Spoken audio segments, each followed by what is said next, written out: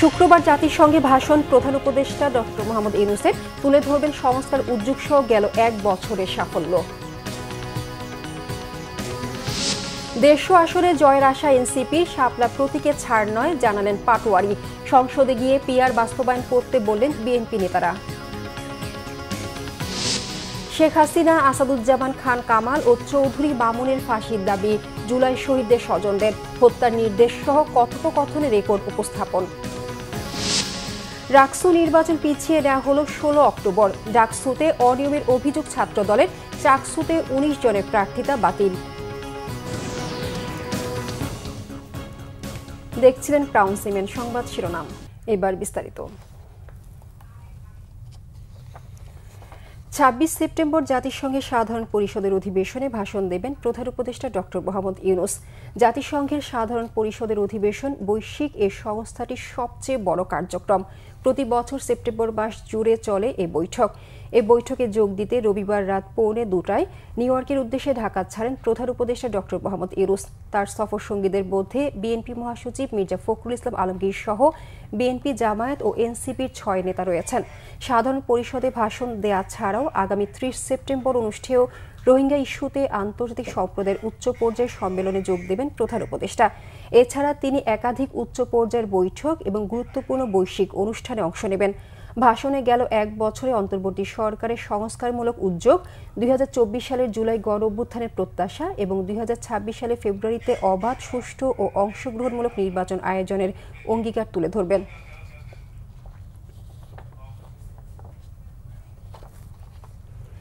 ফেব্রুয়ারিতে নির্বাচন নিয়ে সংশয় থাকলেও ১৫০টি আসনে তাদের জয়ের সম্ভাবনার কথা জানিয়েছেন এনসিপির সমন্বয়ক নাসির উদ্দিন পাটোয়ারি। বিএনপি, জামায়াতকে জুলাই সনদে সই করার আহ্বান জানান তিনি। প্রধান নির্বাচন কমিশনারের সাথে সাক্ষাৎ শেষে এনসিপির এই নেতা জানান, দলের প্রতীক শাপলার বিষয়ে কোনো ছাড় দেবেন না। রিপোর্ট সৈয়দ আব্দুল মুহিতের। শিগগির আরও কয়েকটি দল নির্বাচন কমিশন থেকে নিবন্ধন পেতে যাচ্ছে। এর মধ্যে উল্লেখযোগ্য এনসিপি। সোমবার বিকেলে আগারগাঁওয়ে নির্বাচন কমিশনে এসে প্রধান নির্বাচন কমিশনারের সাথে বৈঠক করে এনসিপির মুখ্য সমন্বয়ক নাসির উদ্দিন পাটোয়ারির নেতৃত্বে ৩ সদস্যের প্রতিনিধি দল।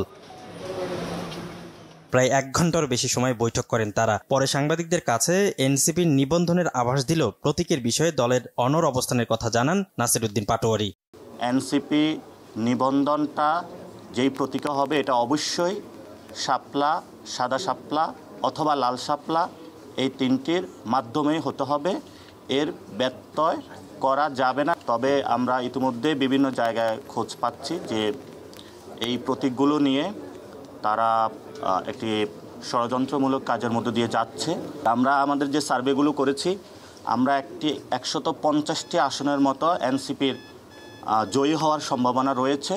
এক প্রশ্নের জবাবে তিনি জানান, আগামী নির্বাচনে বিএনপি, জামাত ও এনসিপি এই ৩ ব্লকে বিভিন্ন রাজনৈতিক দল অংশ নিচ্ছে। জুলাই সনদে সই করতে রাজনৈতিক দলগুলোর প্রতি আহ্বানও জানান তিনি। স্টিল কনফিউশন আছে ফেব্রুয়ারিতে ইলেকশন হবে কিনা। সরকার অনেক ইনসিস্ট করতেছে যে ফেব্রুয়ারিতে ইলেকশন করার জন্য সবাইকে। বিএনপি এবং জামায়াত যে দলগুলো আছে অথবা এক্সিস্টিং পলিটিক্যাল পার্টি, তারা কিন্তু জুলাই সনদের যে লিগাল অ্যাসপেক্টটা সেই জায়গাতে এক্সিকিউশন লেভেলে তারা আসতেছে না। ফলে তো তাদের কারণে নির্বাচনটা ডিলে হচ্ছে। আপনারা এইসব ভণ্ডামি বাদ দেন, অ্যাটলিস্ট জনগণের দিকে তাকিয়েও হলো দ্রুত এটার লিগাল পার্সপেক্টিভ এক্সিকিউশনের লেভেলে একটা নির্বাচনের মধ্যে এসে জনগণকে আপনারা মুক্তি দেন। আমি মনে হয় একবার বলেছিলাম বিএনপির ৫০-১০০ আসনের উপরে যাবে না, কিন্তু আপনারা তো এখন বাস্তব সিনারিও দেখতে পাচ্ছেন কোন দিকে তলানিতে যাচ্ছে। যে এর আগে নির্বাচন কমিশনের সাথে বৈঠক করে ইউরোপীয় ইউনিয়নের ৭ সদস্যের নির্বাচনী তথ্য অনুসন্ধানী দল। সিনিয়র ইলেকশন এক্সপার্ট রিকার্ডো সেলেরি ৭ সদস্যের ইইউ প্রতিনিধি দলের নেতৃত্ব দেন। বৈঠক হয় ইসি কমিশনার অবসরপ্রাপ্ত ব্রিগেডিয়ার জেনারেল আবু ফজল মোহাম্মদ সানাউল্লাহর সাথেও। সৈয়দ আব্দুল মুহিত, বাংলা ভিশন, ঢাকা। জাতীয় নির্বাচনে ফ্যাসিবাদীদের কোনো অংশগ্রহণ থাকতে পারবে না বলে জানিয়েছেন বিএনপি নেতারা। তারা বলেন, পিআর পদ্ধতির কথা বলে নির্বাচনকে বিলম্বিত করার ষড়যন্ত্র চলছে। সোমবার জাতীয় প্রেস ক্লাবের সামনে আলাদা 2টি অনুষ্ঠানে বিএনপি নেতারা জানান, পিআর পদ্ধতিতে নির্বাচনের কথা বলা হচ্ছে, অথচ এটি সংবিধানে নেই। এ নিয়ে রাজপথে থাকা দলগুলোকে নির্বাচনমুখী হবার আহ্বান জানান বিএনপি নেতারা। তারা বলেন, পিআর বাস্তবায়ন করতে হলে সংখ্যা গরিষ্ঠতা নিয়ে সংসদে যেতে হবে, তারপর সংবিধান পরিবর্তন করে এটি বাস্তবায়ন করতে হবে। তবে গত ৫৫ বছরে দেশের মানুষ বুঝে গেছে কোন পদ্ধতিতে ভোট হতে হয়। তাই কোনো বাহানা না করে জনগণের ভোটের অধিকার বাস্তবায়নে সব রাজনৈতিক দলের প্রতি আহ্বান জানান নেতারা।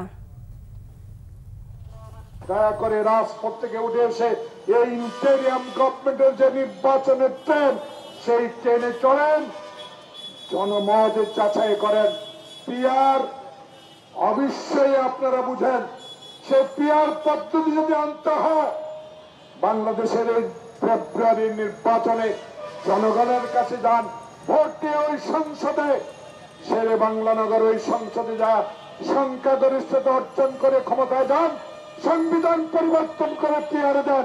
কিন্তু বাংলাদেশের মানুষ ৫৫ বছরে বুঝে ফেলেছে বাংলাদেশের নির্বাচন একটাই, আমার ভোট আমি দিব। বাংলাদেশ যে ফ্যাসিবাদ মুক্ত হয়েছে, সেই বাংলাদেশের রাজনীতিতে, সেই বাংলাদেশের নির্বাচনে, সেই বাংলাদেশের ভবিষ্যৎ নির্বাচনী পরিক্রমায় ফ্যাসিবাদের কোন অংশগ্রহণ থাকতে পারবে না। খুব স্পষ্ট অবস্থান। আর যারা নানা দফা দাবি নামে নির্বাচনকে বিলম্বিত করার চেষ্টা করছেন, টিআর যে সমস্ত উদ্ভট কথাবার্তা বলছেন, এগুলো বাংলাদেশের সংবিধানে এগুলো নাই। জুলাই মানবতা বিরোধী অপরাধের মামলায় ক্ষমতাচ্যুত প্রধানমন্ত্রী শেখ হাসিনার বিরুদ্ধে প্রত্যক্ষদর্শীদের সাক্ষ্য গ্রহণ শেষ হয়েছে। সর্বশেষ সাক্ষী শহীদ সৈকতের বোন ভাই হত্যার নির্দেশদাতা হিসেবে শেখ হাসিনা আসাদুজ্জামান খান কামাল ও চৌধুরী মামুনের সর্বোচ্চ শাস্তির দাবি জানিয়েছেন। এদিকে শেখ হাসিনার পক্ষে রাষ্ট্রনিযুক্ত আইনজীবী আমির হোসেন তার জেরায় বলেন, ম্যাটিকুলাস ডিজাইনে নির্বাচিত সরকারকে উৎখাতে ষড়যন্ত্র করেছিল জুলাই আন্দোলনকারীরা। তবে সাক্ষীর এই বক্তব্য সত্য নয় বলে দাবি করেন। সোমবার বিচারপতি মোহাম্মদ গোলাম মর্তুজা মজুমদারের নেতৃত্বে গঠিত ৩ সদস্যের আন্তর্জাতিক অপরাধ ট্রাইব্যুনাল ১ সাক্ষ্য গ্রহণ পর্বে এসব কথা উঠে আসে। এদিকে আন্দোলনকারীদের বোম্বিং করে হত্যার নির্দেশ দিয়ে শেখ হাসিনা ও হাসানুল হক ইনুর কথোপকথন ট্রাইব্যুনালে জমা দিয়েছে প্রসিকিউশন। এছাড়া ট্রাইব্যুনাল ২-এ জুলাই আন্দোলনের প্রথম শহীদ আবু সাইদ হত্যা মামলার বিচার কাজে ষষ্ঠ সাক্ষী সিয়াম আহসান আয়ানের জেরা শেষ হয়েছে। সাক্ষ্য দেন সিআইডির ফরেনসিক বিভাগের সদস্য পরিদর্শক রুকনুজ্জামান। একটা মেটিকুলাস ডিজাইনের মাধ্যমে এরা অগ্রসর হচ্ছে, এই কথাটা জেরার মাধ্যমে ডিফেন্স লয়ার নিয়ে আসার চেষ্টা করেছে। সকল সাক্ষীর কাছ থেকে আমরা এটা জেনেছি, এটা কোনো সরকার পতনের আন্দোলন বা মেটিকুলাস ডিজাইন ছিল না বা ষড়যন্ত্র ছিল না। একটি বৈধ সরকারকে সরকারের বিরুদ্ধে যে আন্দোলনটা করেছে, এটা ষড়যন্ত্রী অংশ, সেই হিসেবে তাদেরকে আমি ষড়যন্ত্রকারী বলেছি। আর টার্গেট করে গুলি করেছি এই জন্য, যেহেতু এটা একটু ষড়যন্ত্র, সেই জন্য আমি মনে করি এবং আমার ক্লায়েন্ট মনে করে যে এই গুলিগুলি তার নির্দেশে, আমার যে আসামি শেখ হাসিনা স্বরাষ্ট্রমন্ত্রী, তাদের নির্দেশে হয় নাই। এটা তারা নিজেরাই যে কোনোভাবে হোক তৈরিকৃত একটি গুলির অংশ। রাজশাহী বিশ্ববিদ্যালয়ের ছাত্র সংসদ রাকসু নির্বাচনের তারিখ আবারও পেছানো হলো। নতুন তারিখ অনুসারে আগামী ১৬ অক্টোবর অনুষ্ঠিত হবে বহু কাঙ্ক্ষিত রাকসু নির্বাচন। ছাত্রদল সহ 4টি প্যানেল ও স্বতন্ত্র প্রার্থীরা নির্বাচন পেছানোকে স্বাগত জানালেও ভোট বানচালে ষড়যন্ত্র দেখছে ইসলামী ছাত্র শিবির। রাজশাহী থেকে পরিতোষ চৌধুরী আদিত্যর তথ্যে জানাচ্ছেন মুবাশির আহমেদ।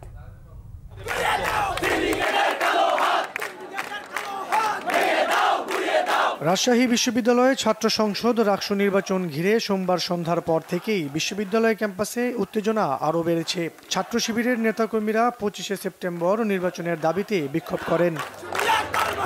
বিপক্ষে অবস্থান নেন বাম ছাত্র সংগঠন, স্বতন্ত্র প্রার্থী ও ছাত্রদলের নেতাকর্মীরা। ভোটারবিহীন নির্বাচনের বিপক্ষে তারা অবস্থান নেয় এবং ক্যাম্পাসে বিক্ষোভ মিছিল বের করে। শিক্ষক, কর্মকর্তা ও কর্মচারীদের শাটডাউন, প্রয়োজনীয় সংখ্যক জনবল পাওয়া সহ উদ্ভূত পরিস্থিতিতে নির্বাচনী পরিবেশ অনুকূলে না থাকার কারণ দেখিয়ে রাত 8:45টার দিকে প্রধান নির্বাচন কমিশনার নির্বাচনের নতুন তারিখ 16 অক্টোবর ঘোষণা দেন।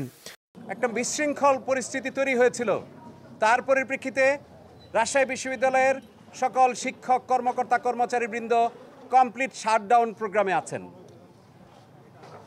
কমপ্লিট শাটডাউন প্রোগ্রামে থাকার কারণে আমরা প্রথম দিন কর্মসূচি ঘোষণার সাথে সাথে আমরা রিকোয়েস্ট করেছিলাম শিক্ষকবৃন্দদের, কর্মকর্তাদের, কর্মচারীদের যে অনুগ্রহ করে ছাত্রছাত্রীদের প্রাণের দাবি এই রাকসু 2025-কে আমরা 25শে সেপ্টেম্বরে যেন অনুষ্ঠিত করতে পারি, এই ব্যাপারে আপনারা সহযোগিতা করুন।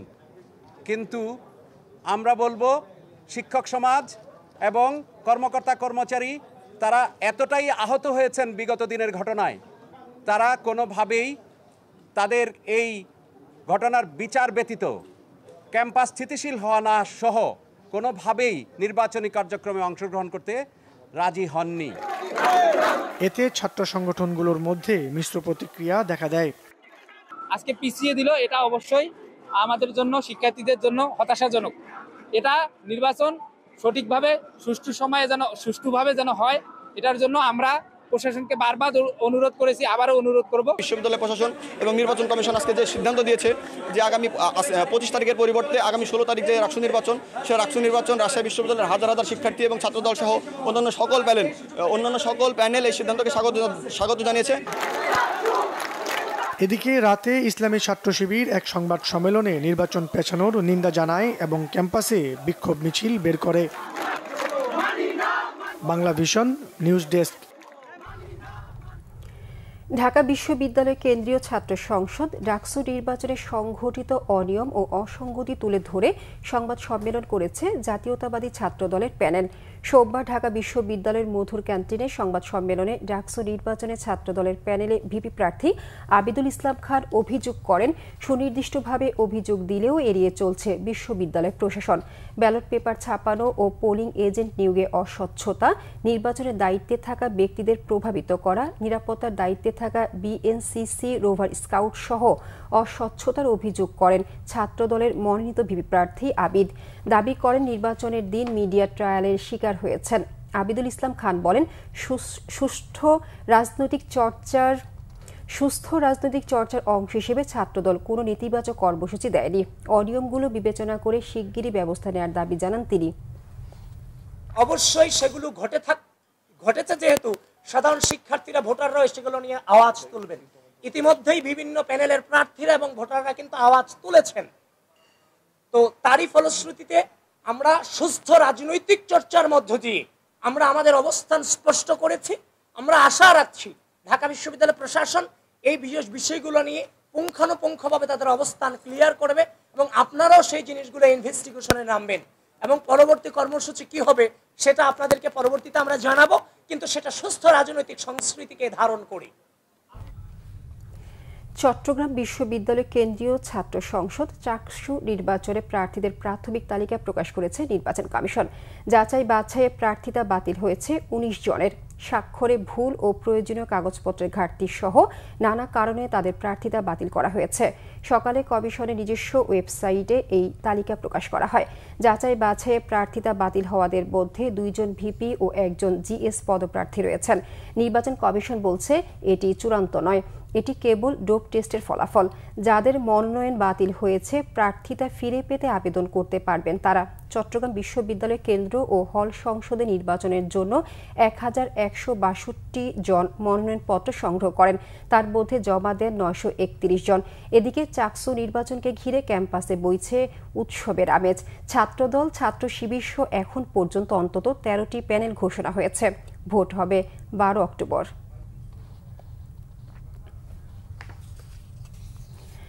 গত বছরের চেয়ে এবার ডেঙ্গুতে মৃত্যু বেড়েছে 1.5 গুণ, আক্রান্তের সংখ্যা 2 গুণ। চলতি বছরে ডেঙ্গুতে সর্বোচ্চ 12 জনের মৃত্যু হয়েছে রবিবার। অথচ এ নিয়ে এখনও গাছাড়া ভাব স্বাস্থ্য অধিদপ্তর, সিটি কর্পোরেশন, হাসপাতাল সহ সংশ্লিষ্টদের। মশা নিধনে মাঝে মধ্যে ঔষধ ছিটানো দেখলেও এর কার্যকারিতা দেখছে না নগরবাসী। আর সাবেক ওয়ার্ড কাউন্সিলরদের মতে কারো কোনো জবাবদিহিতা না থাকায় এ অবস্থা। মামুন আব্দুল্লাহ রিপোর্ট। ডেঙ্গুতে মৃত্যুর মিছিল দীর্ঘ থেকে হচ্ছে দীর্ঘতর।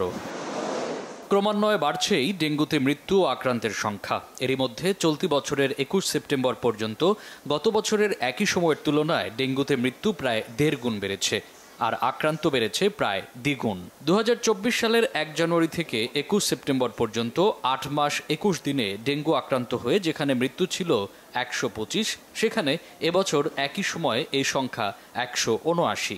অন্যদিকে এ সময় গত বছর যেখানে ডেঙ্গুতে আক্রান্ত হয়ে হাসপাতালে ভর্তি রোগী ছিল 23,108 জন, সেখানে চলতি বছর ভর্তি ছিল 41,831 জন, যা গত বছরের দ্বিগুণের কাছাকাছি। ডেঙ্গু হওয়ার পরে প্রচণ্ড পরিমাণ মাথা ব্যথা করে, মাথা ব্যথার সাথে শরীর ব্যথা করে। একটু বেশি রোগী আর দুর্বল, আবার পেটের সমস্যাও দেখা দিতেছে বেশি রোগী। এদিকে স্বাস্থ্য অধিদপ্তরের মহাপরিচালক এক সংবাদ সম্মেলনে জানান, জনসচেতনতাই পারে ডেঙ্গুর প্রকোপ কমাতে।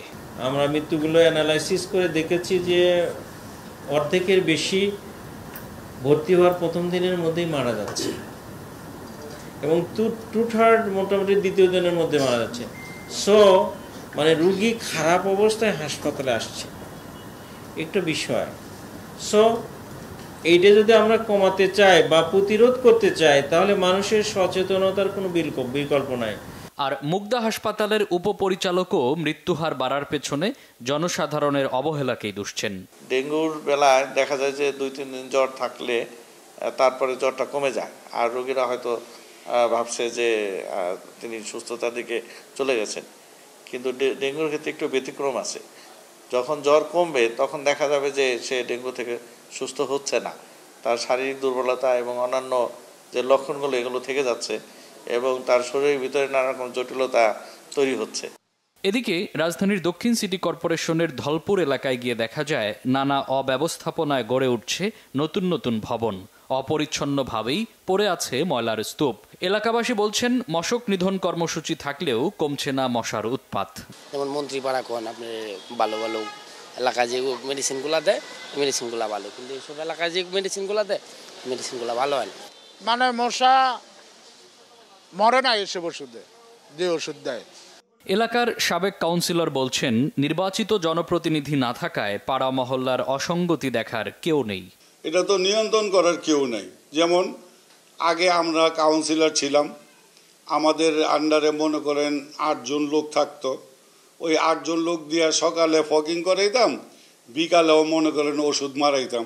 কোন এলাকায়, কোন গল্লিতে, কোন বাড়িতে, কোন হেনে কিভাবে মারাইতে হইব ওইটা আমরা করতাম। এলাকায় আমগো পরিচিত ছিল। আমগো বাদ করে দেওয়ার পরে থেকে এটা তো এখন ওই ধরনের মনে করেন তদারকি করা হয় না। পরিসংখ্যান বলছে, এবার রাজধানীর চেয়ে রাজধানীর বাইরে বেড়েছে ডেঙ্গু রোগীর সংখ্যা। থেমে থেমে বৃষ্টি এবং মশক নিধন কার্যক্রম না থাকায় বেড়েই চলছে ডেঙ্গু আক্রান্ত রোগীর সংখ্যা। পরিসংখ্যান বলছে, গত বছরের তুলনায় এবছর ডেঙ্গু আক্রান্ত রোগীর সংখ্যা বেড়েছে 83%, আর আক্রান্ত হয়ে মৃত্যু সংখ্যা বেড়েছে 43%। বিশেষজ্ঞ চিকিৎসকরা বলছেন, এ অবস্থার পরিবর্তন না হলে আগামী কয়েক সপ্তাহ বাড়তে পারে বেশ কয়েক গুণ ডেঙ্গু আক্রান্ত রোগীর সংখ্যা। মামুন আব্দুল্লাহ, বাংলা ভিশন, ঢাকা। বেসরকারি বিনিয়োগের জন্য ব্যাংক নির্ভরতা কমিয়ে শক্তিশালী বন্ড মার্কেট গড়ে তোলার তাগিদ দিলেন অর্থ উপদেষ্টা ডক্টর সালেউদ্দিন আহমেদ। রাজধানী নিকুঞ্জে ঢাকা স্টক এক্সচেঞ্জ ভবনে বন্ড মার্কেট নিয়ে এক সেমিনারে এসব কথা বলেন অর্থ উপদেষ্টা। অনুষ্ঠানে কেন্দ্রীয় bank governor doctor Ahsan H Mansur বলেন, বিশ্বের বিভিন্ন দেশে বন্ড মার্কেট জনপ্রিয় হলেও বাংলাদেশের সফলতা খুবই কম। বন্ড মার্কেট ও সুকুক মার্কেট উন্নয়নে অর্থ মন্ত্রণালয়ের বিশেষ পদক্ষেপ জরুরি বলে মনে করেন তিনি। সেমিনারে প্রধান উপদেষ্টার বিশেষ সহকারী ডক্টর আনিসুজ্জামান বলেন, দেশে বিনিয়োগের সুযোগ সেভাবে তৈরি না হওয়ায় টাকা পাচার হয়েছে। বিনিয়োগ বাড়াতে সরকারি সুকুক ও বন্ডের বাজারের পাশাপাশি বেসরকারি বন্ডের বাজারও গড়ে তোলার তাগিদ দেন আলোচকরা। পুঁজিবাজারকে নিয়মিত আয়ের উৎস না ভেবে ক্ষুদ্র বিনিয়োগকারীদের দীর্ঘমেয়াদী বিনিয়োগের পরামর্শ দেন তিনি। But Sukuk bond should be for the private people, for the private enterprises. They'll invest, they'll earn money, and that will ease the pressure of the banks also. আমরা ট্যাক্স দেই, সেবাটা পাই, তো লোকজন তো একটু গোসা করবে, তাই না? ট্যাক্স দিলাম, আমি পাই না। সেটা জন্য আমি প্রায় বলি ট্যাক্স অফিসারদের, এনবিআর অফিসারদের বলছি, ভাই একটু সেবা দেন, সেবা ভালো দিলে আপনার ট্যাক্স ফিটাও বেশি দেবে। লয়ারদের আমি বলেছি যে ভালো সেবা দেবেন, আপনি ফিটাও পাবেন। বাঁশ ও নারকেলের খোসা দিয়ে বিভিন্ন নান্দনিক পণ্য তৈরি করেন রিকশা চালক জাহাঙ্গীর আলম। দৈনন্দিন ব্যবহারের পাশাপাশি ঘর সাজানোর বিভিন্ন সামগ্রী তৈরি করেন তিনি। এরই মধ্যে তার নজর কেড়েছে সবার। ময়মনসিংহ থেকে অমিত রায়ের তথ্য ছবিতে রিপোর্ট। একজন খেটে খাওয়া মানুষ, অটোরিকশা চালিয়ে দিনাতিপাত করেন। তারও রয়েছে একটি শৈল্পিক মন। ময়মনসিংহ সদর উপজেলার মনতলা গ্রামের বাসিন্দা রিকশা চালক জাহাঙ্গীর আলম 2008 সালে এসএসসি পরীক্ষায় অকৃতকার্য হবার পর শুরু করেন দিন মজুরির কাজ। বর্তমানে রিকশা চালানোর পাশাপাশি কারুপণ্য তৈরি করেন। ভাইয়ের নির্মাণাধীন একটি ঘরে বাণিজ্যিকভাবে এসব কারুপণ্য তৈরি করছেন তিনি। তাকে সহযোগিতা করেন স্ত্রী জান্নাত আক্তার। 2 শিশু কন্যা নিয়ে এই দম্পতির সংসার। শখের বসে শুরু করছিলাম, কিছু ফিনান্সিয়াল টানাপোড়েন আছে অর্থনৈতিক, যেরকম রিক্সাটা না চালালে হয় না, আবার শুধু এইটা বসে থাকলে হয় না। এটা তো আমি প্রতিদিন বিক্রি করতে পারতেছি না, আমার তো প্রতিদিন টাকা দরকার। আসলে সরকারের পক্ষ থেকে কিংবা কোনো প্রশাসনের পক্ষ থেকে যদি একটু আমি সহযোগিতা পাইতাম, একটু প্রশিক্ষণ, একটু ফাইন্যান্সিয়াল সবর একটা ঘর হইলে হইতো আমার, তাহলে মনে হয় যে এই জিনিসটা আমি আস্তে আস্তে আরেকটু ডেভেলপ করতে পারতাম, টাকা নিয়ে যেতে পারতাম। মনের মাধুরী মিশিয়ে এসব শিল্পকর্ম তৈরি করেন জাহাঙ্গীর। এসবের মধ্যে রয়েছে বাঁশের তৈরি মামপট, কলমদানি, ব্রাশ হোল্ডার, ফুলের টপ, ওয়াল ম্যাট, দেয়াল ঘড়ি, কাপ, ল্যাম্প সহ নিত্য ব্যবহার্য ও ঘর সাজানোর নানান সামগ্রী। বাঁশ কাইটা আচ্ছি দিয়ে এখন মোটামুটি ভালোই সুন্দর জিনিস বানায়, আমরা দেখি দাঁড়ায় দাঁড়াইয়া অটো মোটো চালাই এইসব কাজ কাম গুলান কইরা এই মেলা চালাই নিয়ে বেছে মানুষের দেখে ওটা পছন্দ করে বেশি। ওনার যে কারুশিল্পগুলো আছে, যেমন নারিকেলের যে খোসা বা ভাঁজ দেওয়ার যে ইগুলা বানায়, এগুলি অনেক নামি দামি ব্র্যান্ডের দোকানে এই জিনিসগুলো বিক্রি করা হয়। উপর থেকে যদি তাকে একটু হেল্প করতো তাহলে হয়তো সে আরো একটু আগায় যাইতে পারতো। সুযোগ পেলে দেশের বাইরে এসব পণ্য রপ্তানি করার আগ্রহের কথা জানান তাঁর স্ত্রী। পার্কে বা মেলায় নিয়ে যাই, কিন্তু ওইখানে ওরকম ভালো চাহিদা নাই, মানে বিক্রি হয় মোটামুটি, কিন্তু প্রাইসটা আর কি মানে আমাদের পরিশ্রমের তুলনায় কম হয়ে যায়। এর জন্য আর কি মানে চাইতেছি যে এটা যদি বাহিরে কোথাও মানে করতে পারতাম তাহলে ভালো হইতো। বর্তমানে 25 থেকে 30 ধরনের পণ্য তৈরি করেন জাহাঙ্গীর। এই সৃজনশীলতাকে আরও বহুদূর নিয়ে যাওয়ার স্বপ্ন জাহাঙ্গীরের। Bangla vision news desk. সর্বোচ্চ আদালতের দ্বারস্থ বাংলাদেশ ক্রিকেট বোর্ডের নির্বাচন। সোমবার দুপুরে হাইকোর্টের রায় বিকেলে স্থগিত চেম্বার আদালতে। জেলা ও বিভাগের অ্যাডহক কমিটি থেকে কাউন্সিলর করা এবং বিসিবির সভাপতি আমিনুল ইসলাম বুলবুলের চিঠির বৈধতা প্রশ্নে রুল জারি করে এই চিঠির কার্যকারিতা 15 দিনের জন্য স্থগিত করেছিল হাইকোর্ট, কিন্তু এরপরই হাইকোর্টের দেওয়া আদেশ স্থগিত করেছেন চেম্বার আদালত। দেশের সর্বোচ্চ আদালতে তামিম ইকবাল এবং আমিনুল ইসলাম বুলবুলের আইনজীবীদের লড়াইয়ে বেশ উত্তাপ ছড়াচ্ছে বিসিবির নির্বাচন। বিসিবির সভাপতি বুলবুলের পাঠানো চিঠির কার্যক্রম স্থগিত করে হাইকোর্টের দেওয়া আদেশ বিকেলে স্থগিত করেছেন চেম্বার আদালত। হাইকোর্টের আদেশ স্থগিত চেয়ে রাষ্ট্রপক্ষের আবেদনের শুনানির পর এই আদেশ দেন চেম্বার বিচারপতি ফারা মাহবুব। তাতে জেলা ও বিভাগীয় কাউন্সিলরদের কাছে পাঠানো বুলবুলের এখন চিঠি বৈধ। আদালতে রাষ্ট্রপক্ষে ছিলেন অতিরিক্ত অ্যাটর্নি জেনারেল আরশাদুর রউফ। বিসিবির পক্ষে আইনজীবী ছিলেন ব্যারিস্টার মাহিন এম রহমান। এর আগে দুপুরে হাইকোর্টে দায়ের করা রিটের উপর ব্যারিস্টার রুহুল কুদ্দুস কাজল শুনানি করেন। তাতে নির্বাচনে জেলা ও বিভাগের অ্যাডহক কমিটি থেকে কাউন্সিলর করা এবং বিসিবির সভাপতি আমিনুল ইসলাম বুলবুলের চিঠির বৈধতা প্রশ্নে রুল জারি করেন হাইকোর্ট। বিচারপতি মোহাম্মদ মুজিবুর রহমান মিয়া ও বিচারপতি বিশ্বজিৎ দেবনাথের সমন্বয়ে গঠিত বেঞ্চ এতে বিসিবির সভাপতির চিঠির কার্যকারিতা 15 দিনের জন্য স্থগিত করেন। সভাপতির এই চিঠি কেন অবৈধ নয় তা জানতে চেয়ে রুলও জারি করেছে হাইকোর্ট। এখন 6 অক্টোবরে বিসিবি নির্বাচনে কোনো বাধা নেই। এদিকে বিসিবি নির্বাচনে খসড়া ভোটার তালিকা প্রকাশ করা হয়নি নির্ধারিত সময়ে। জেলা ও বিভাগ থেকে বিসিবির কাউন্সিলর মনোনয়ন নিয়ে গত কয়েকদিন ধরেই বিতর্ক চলছে। কাউন্সিলরদের নাম জমা দেওয়ার শেষ সময় নির্ধারণ করা হয় 22 সেপ্টেম্বর সোমবার সন্ধ্যা 6টায়। কিন্তু নির্ধারিত সময় পার হওয়ার পরও রেঞ্জার্স ক্লাব থেকে বিসিবির সাবেক সভাপতি ফারুক আহমেদের কাউন্সিলরশিপ জমা নেয় বিসিবি। এই অনিয়মে সদুত্তর দিতে পারেননি বিসিবির পরিচালক ও মিডিয়া কমিটির প্রধান ইফতেখার রহমান মিঠু। আগামী 6 অক্টোবর বিসিবির নির্বাচন হবে কিনা তা নিয়ে তৈরি হয়েছে সংশয়। বর্তমান কমিটির শেষ সভায় জানানো হয় বিসিবির ফান্ডে আছে প্রায় 1400 কোটি টাকা। সিচুয়েশন আমরা প্রায় 1398 crore including FDR cash in hand বা ক্যাশ ইন ব্যাংক এইসব নিয়ে প্রায় 1400 কোটি টাকা আপনার রেখে যাওয়া হচ্ছে। যেটা কনফার্ম করছি আমরা যে আমরা একদম ক্লিয়ার কাট কনফার্ম করছি যে কোয়েশ্চেনের আমি কনফার্ম করছি ক্রিকেট বোর্ডের হিসাবে যে এইটা রাত্রে 9টার সময় এসে পৌঁছেছে। বলে দিছি আমাদের লিগালি, আমি একটা কথা বলি যে 6টা পর্যন্ত আমরা ভেরি ক্লিয়ারলি লেখা আছে যে 6টা পর্যন্ত আমরা রিসিভ করব।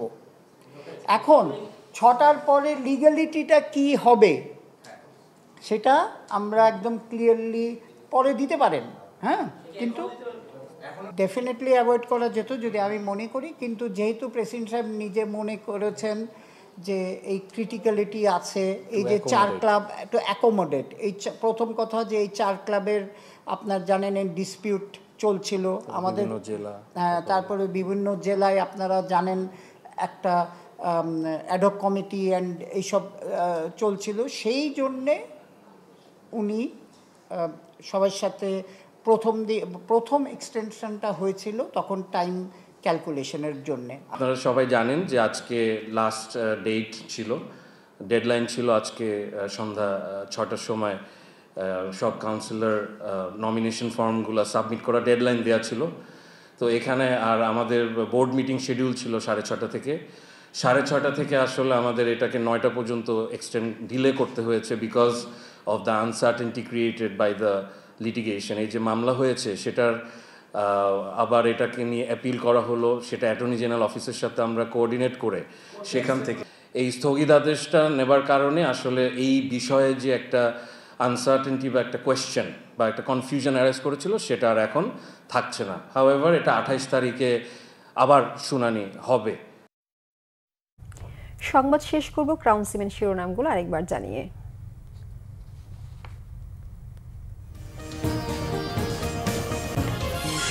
শুক্রবার জাতিসংঘে ভাষণ প্রধান উপদেষ্টা ডক্টর মোহাম্মদ ইউনূসের, তুলে ধরবেন সংস্কার উদ্যোগ সহ গেল 1 বছরের সাফল্য। 150 আসনে জয়ের আশা এনসিপির, শাপলা প্রতীকে ছাড় নয় জানালেন পাটোয়ারি। সংসদে গিয়ে পিআর বাস্তবায়ন করতে বললেন বিএনপি নেতারা। শেখ হাসিনা, আসাদুজ্জামান খান কামাল ও চৌধুরী বামুনের ফাঁসি দাবি, জুলাই শহীদদের স্বজনদের, হত্যার নির্দেশ সহ কথোপকথন রেকর্ড উপস্থাপন। ডাকসু নির্বাচন পিছিয়ে নেওয়া হলো 16 অক্টোবর। ডাকসুতে অনিয়মের অভিযোগ ছাত্রদলের, চাকসুতে 19 জনের প্রার্থিতা বাতিল।